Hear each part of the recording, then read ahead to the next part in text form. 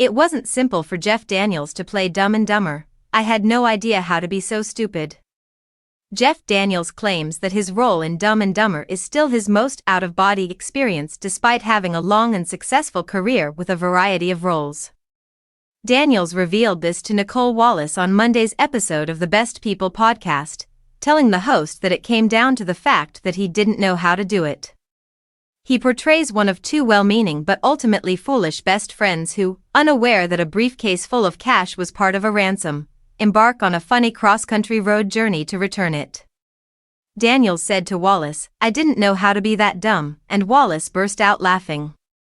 He replied, "I didn't," and then recalled the screen test he had done with Jim Carrey, who would later become his co-star. "There were a few of us that were in the finals, and so I came in. I remember Jim just kind of started a scene and he kind of screwed his hair up, and so I got to match that, so I did, and then we were kind of bouncing off each other." That was all well and good, he clearly got the part, but Daniels says it wasn't going well when it came time to film the Farrelly Brothers comedy in Colorado. "We were reading stuff, it wasn't going well and you could tell," he stated. Then he suddenly had an epiphany. "I know what it is," I added. And I say, "Please, what?"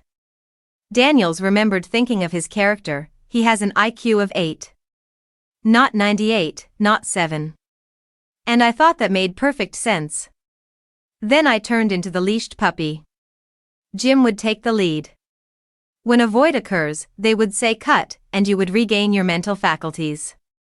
Everything that he and Carrey did was successful.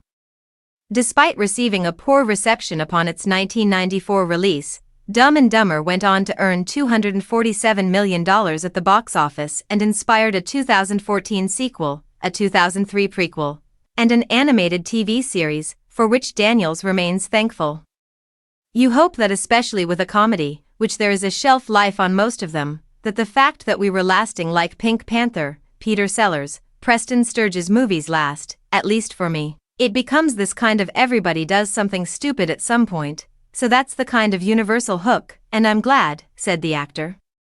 He was still taken aback though, by how widespread that concept ended up being. "We knew when we put it out that 12-year-old boys, 13-year-old boys would think of it as their Citizen Kane," he stated. "That was something we knew.